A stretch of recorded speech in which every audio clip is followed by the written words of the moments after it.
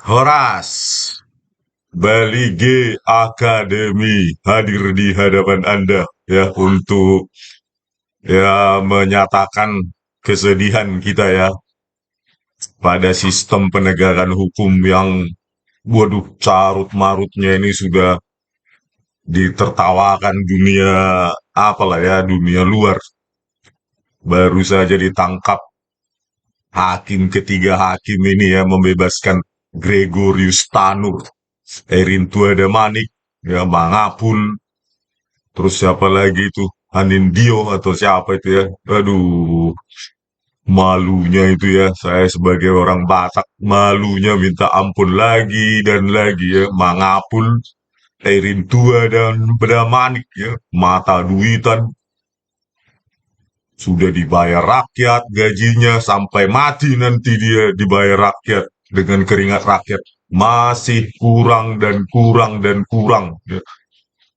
Cinta akan uang adalah akar dari segala dosa.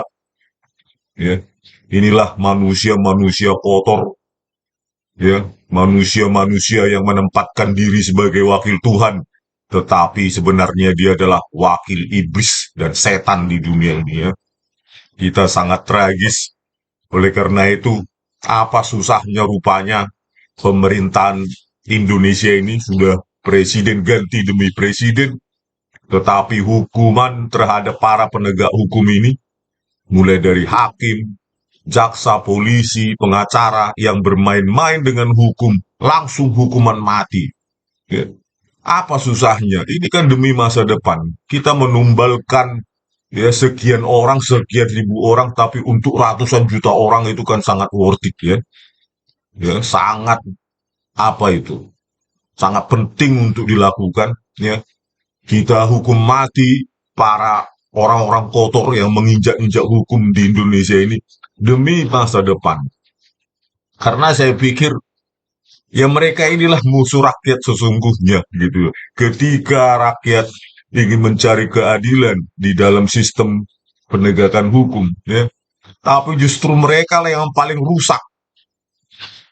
Mereka dibayar rakyat, justru mereka lah yang merusak ya, merusak sistem hukum itu sendiri. Ya. Suap menyuap baik uang maupun jabatan kan perlu dibenahi nih ya Mr. Prabowo ya.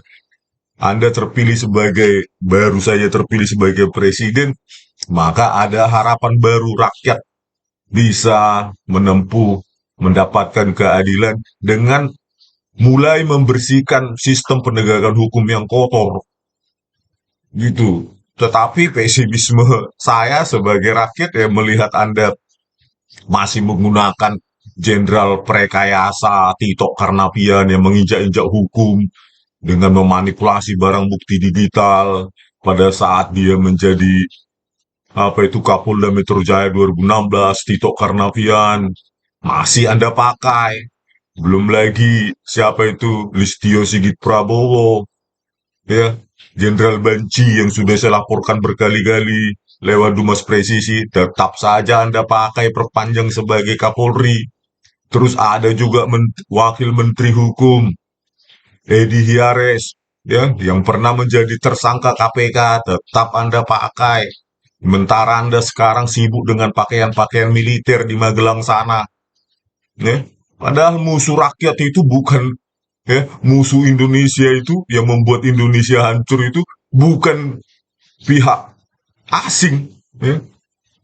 Misalnya Singapura, Malaysia, Amerika, Australia, bukan. Musuh rakyat itu sekarang ya musuh di dalam selimut. Indonesia ini korup. Mulai jadi musuh Anda itu bukan apa ya, bukan dari luar negeri pakai militer pertahanan apa namanya serangan asing, bukan. Kebobrokan itu ada di orang Indonesia, terutama di sistem penegakan hukum. Mulai dari hakim, jaksa, ya, polisi, pengacara. Ya dibenahi lah ini. Itu loh. Harusnya Anda memakai bukan pakaian militer di Magelang sana. Harusnya pakai jubah, jubah hakim itu. Gitu. Ya, atau jubah jaksa atau pengacara itu. Karena itu yang perlu dibenahi yang sangat mendesak. Ya. bagaimana sistem yang sudah korup ini sudah bisa ya sangat berpotensi ini ya, karena distrust terhadap sistem penegakan hukum sudah sangat besar. Maka inilah yang membuat Indonesia bubar. Inilah Pak Prabowo yang membuat Indonesia bubar, bukan negara asing ya. Jadi harusnya kan Anda pilih orang-orang yang bersih. Ini mantan tersangka KPK dipilih ya, si Listio Sigit Prabowo Jenderal Banci ya, sama kita laporkan si Krisnamurti, Muhammad Noel Azhar, dan siapa itu Tito Karnavian nggak berani. Terus Jenderal Prekayasa Tito Karnavian Anda pakai. Terus bagaimana ini? Ya, pesimis dan pesimis ya. Indonesia mengeluarkan uang ratusan triliun untuk memilih seorang presiden, tapi sangat konyol kalau tidak punya apa ya. Rakyat itu tidak punya harapan baru. Ya. Penegakan hukum sudah hancur-hancuran seperti ini. Di kasus Jessica Kumala Wongso. Ini para hakim, ketiga hakim ini. Mulai dari hakim ketua Kisworo, hakim anggotanya, ya apa ini, Binsar Gultum, dan partai Tulus Tapea. Bayangkan itu yang sudah gelap gulita dipercaya, dijadikan pertimbangan memutus apa orangnya, hidup orang, nyawa orang. Ini kan pasti indikasi kuatnya itu ada suap di balik itu. Ya suap kan bukan hanya bentuk duit.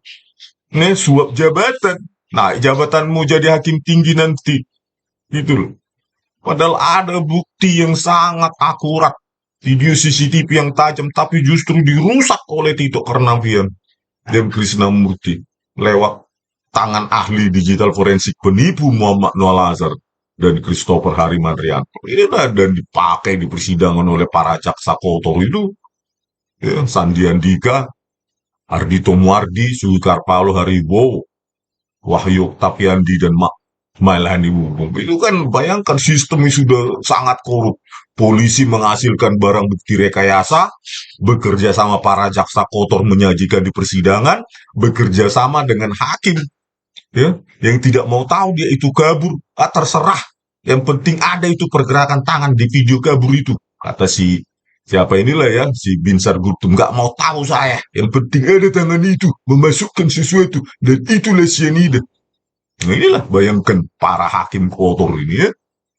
Kesaksian Marlon Napitupulu ya, kesaksian diandalkan untuk membuat keputusan. Iya, menurut Marlon Napitupulu, ketika dia mengantarkan apa itu minuman Sazerac ya, koktail dan Sazerac, sudah pindah itu sedotan ke apa, ke gelasnya Mirna Salihin. Bayangkan dengan kesaksian saksi, ya bisa menipu, bisa disuruh untuk menipu, manipulasi.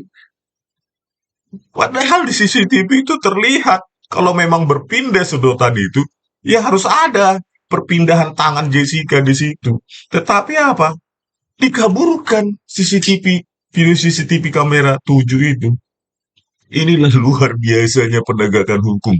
Ya, polisi menghasilkan video CCTV rekayasa, bekerja sama dengan jaksa menyajikan rekayasa itu di persidangan, diputuskan oleh hakim berdasarkan bukti rekayasa itu. Inilah, karena ini sudah terstruktur sistematis ini ya, kerusakan hukum di Indonesia ini ya. Belum lagi kalau kita lihat pengakuan Hani Juitabun, katanya cuma minum sedikit, cicip, sampai di lidah. Padahal pergerakannya siapa itu Hani itu bisa ya, dideteksi ya, diidentifikasi lewat video CCTV 7, tapi justru dikaburkan ya untuk mengkonfirmasi pengakuan Hani Jutabun, tetapi itu dikaburkan oleh para jaksa pengkhianat, polisi pengkhianat ya, Tito Karnavian, Krisnamurti, Muhammad Noel Azhar, itu polisi dibayar rakyat itu. Bayangkan ya, hakim-hakim ini bersandar pada kesaksian, padahal sebenarnya itu bisa dikonfirmasi, konfrontasi dengan video CCTV yang ada di Cafe Olivier. Bayangkan Mr. Prabowo Subianto sudah sangat rusak kan hukum di Indonesia ini. Bayangin, itu tiga pilar itu. Polisi menghasilkan merekayasa barang bukti, jaksa menyajikannya, ya tidak mau tahu dia, dan bekerja sama dengan Tito Karnavian dan Krishnamurti. Karena isi flashdisk mereka pun berubah-ubah sesuai dengan pesanan Tito Karnavian itu. Krishnamurti itu kan bekerja sama justru si para jaksa pengkhianat ini dengan polisi untuk memanipulasi barang bukti digital. Ya, ketemu lagi hakim yang gampang disuap dengan jabatan, selesai hukum di Indonesia ini. Ya. Jadi sudah sangat hancur, dan inilah Mr. Prabowo musuh-musuhmu. Ya, musuh-musuh rakyat. Itu sistem penegakan hukumnya hancur. Bukan militer. Ya, bukan serangan dari luar. Ya, pakai gagah-gagahan, pakai baju militer seolah-olah kita mau perang. Musuhnya ada di Malaysia misalnya, atau Singapura, atau Australia, atau Amerika. Eh, musuh kita bukan itu. Musuh kita ini loh. Orang-orang dibayar rakyat justru mengkhianati pekerjaannya. Memangsa rakyat, memanipulasi sistem penegakan hukum yang sudah sangat hancur ini. Eh, Saya ingat dulu tahun 98 baru saya lulus dari Teknik Elektro UGM, bekerja untuk sementara, ya, baru lulus kerja sebagai konsultan pengawas proyek di Gunung Kidul itu ya. Terus, aduh, luar biasa korupsinya sampai saya nggak tahan 3 bulan saya keluar ya. Uang itu kalau misalnya saat itu proyek 80-an miliar, itu paling 20 miliar aja itu di jalan itu ya. Diimplementasikan di jalan. Jadi cuma ya 40% sudah hebat lah, 20 sampai 40 miliar. Jadi sisanya itu ya dikorupsi, dimaling, nggak mau tahu ya. Baik kontraktor, konsultan, segala macam itu kotornya luar biasa. Akhirnya saya nggak sanggup, daripada saya tertular budaya kotor semacam itu, akhirnya saya keluar. Ya. Makanya sampai sekarang itu semakin parah mungkin ya. Kalau kita lihat ya jalan-jalan itu cepat sekali berlubang, itu karena komposisinya. Komposisi bahannya memang sudah dimanipulasi ya, dikorupsi oleh mereka. Kita lihat juga jalan tol baru aja 5 tahun, sudah dirombak habis-habisan. Itulah korupsi yang sudah sangat mewabah, Mr. Prabowo. Ya. Musuh Anda itu adalah maling uang rakyat, ya. Suap menyuap sistem penegakan hukum yang kotor. Itu harusnya Anda benahi. Ya. Anda bisa lihat ya, jalan tol baru 5 tahun sudah dirombak habis-habisan. Itu kan ditertawakan dunia itu ya. Apalagi kalau kita lihat kualitas jalan highway ya, di Jepang ya, itu sangat bagus, ya, lurus, sempurna. Ya. Baik separatornya, apanya, pemisah jalannya, bahu jalannya, itu sempurna. Tetapi kita punya jalan tol, lihatlah, ya, seperti naik kuda kita. Gitu. Udah begitu pun langsung rusak. 5 tahun rusak. Ini kan uang rakyat itu. Hutang, berasal dari hutang. Dan itu harus rakyat yang bayar. Belum inilah juga. Sistem penegakan hukum juga mereka dibayar rakyat. Dengan keringat rakyat. Justru mereka parasit. Hukum mati. Itu intinya. Hukum mati semua yang maling. Semua yang memanipulasi hukum. Mereka-mereka inilah yang sebenarnya musuh rakyat sesungguhnya, Mr. Prabowo. Ya. Kalau Anda punya nyali, kan gitu. Kita tunggulah kan. Gitu. Kita tunggu. Gitu. Apalagi nanti kita ungkapkan bukti rekayasa di sidang PK Jessica. Yang bertanggung jawab saat itu siapa? Tito Karnavian dan Krishnamurti. Apa tindakan Anda? Itu. Karena rakyat sudah tidak percaya lagi dengan orasi retorika dalam video, dalam pidato itu, sudah tidak percaya lagi, pesimisme ya, rakyat itu sudah sangat tinggi gitu loh. Yang paling penting adalah implementasi di lapangan. Bukti antara pidato dengan kenyataan di lapangan ada nggak relevansinya? Kalau nggak ada, ya Anda hanya di label sebagai presiden yang jago retorika. Ya. Anda hanya di apa namanya dilabel sebagai presiden yang cuma pintar bicara, berapi-api. Ya. Kalau tidak ada implementasi di lapangan, maka Anda akan dilabel sama seperti presiden sebelum-sebelumnya. Nothing special. Ya, semoga lah pemerintahan Anda ini membenahi sistem penegakan hukum, sistem korupsi di konstruksi itu paling luar biasa itu. Ya, saya tahun 98 sudah sangat jijik ya melihat sifat seperti itu. Dengan tanpa nuraninya mengkorupsi, ya.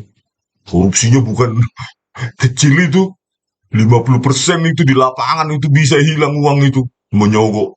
Ya, kepala kanwil inilah, apa inilah, mulai dari pusat sampai bawah disogok. Akhirnya uang di lapangan itu cuma berapa. Kan? Itu kan perlu Anda benahi kalau Indonesia ini tidak ingin bubar. Ya.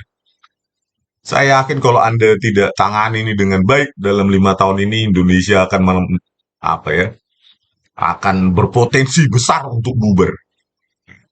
Karena sistem korup ini, sistem yang sudah sangat korup ini, sudah menjalar kemana-mana. Ya, mulai dari hakim, polisi, jaksa, pengacara, segala macam. Oke pemirsa, sekian dulu dari kami. Belige Academy di tepian Danau Toba yang indah. Semoga didengar. Kalaupun tidak didengar, ya kita harus bersuara, terus bersuara.